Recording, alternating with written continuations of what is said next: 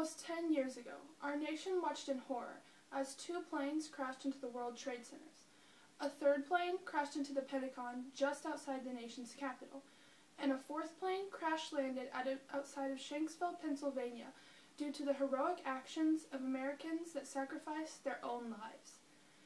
This tragedy opened the eyes of many young people to the threat of terrorism.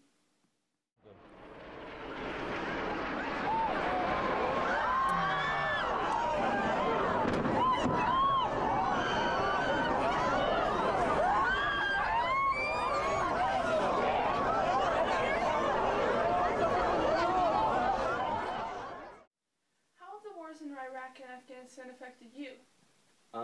Well, I think that people in my generation basically have grown up with seeing the war kind of start on TV, especially in Afghanistan and Iraq, obviously. So we're almost kind of used to it in a negative way, where we're so used to seeing violence on the evening news every single night and people that have died that it's kind of made us numb to the true effects of the war. So it's affected our entire mindset as to what war is and how much of it we should stand as a generation. And how do you think the wars have affected other Americans?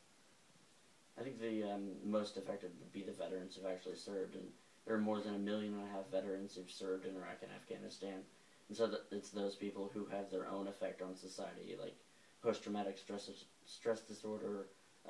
There's a large amount of homeless people among veterans. Those kind of things where we neglect our veterans when they've served their country, but the society as a general, and sometimes the government, does not live up to the requirements of these individuals. So I think that's a negative effect that the war has had on how people interact with veterans in general. How have you been affected by the wars in Iraq and Afghanistan? Well, I remember actually seeing it happen when I was in 3rd grade, watching it on TV and not really understanding exactly what it meant. But basically I've just grown up understanding what war is and seeing it on the news every night. My uncle has also served in Iraq and Afghanistan. He spent 2 tours of duty in Afghanistan and 1 in Iraq. So I understand how it feels to have someone who's really close to you be in complete danger for 2 years. And I think that's something a lot of Americans have to face. Yeah, and how do you think other Americans in particular have been affected by the wars? Well, because there are so many veterans, almost everyone I know knows someone who's been deployed to Iraq and Afghanistan at some point or another, so they understand the feeling of having someone shipped overseas to basically fight for our country. And even like my Girl Scout troop, when I was little, we would make cards to send to the veterans. That's something that even children get really involved in. The wars in Iraq and Afghanistan definitely have affected every single person.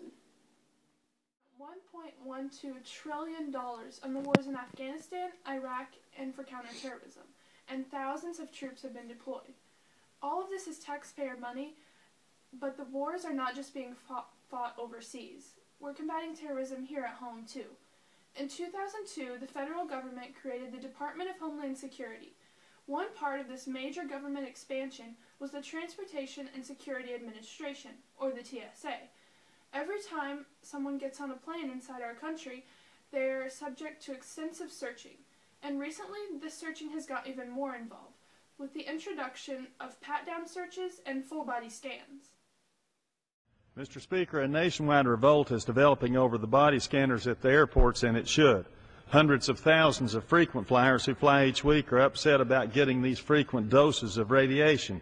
Parents are upset about being forced to have their children radiated or being touched inappropriately by an unrelated adult. There is already plenty of security at the airport, but now we are going to spend up to $300 million to install 1,000 scanners. This is much more about money than it is about security. Terrorism has forced the federal government to expand, consequently touching the lives of every American.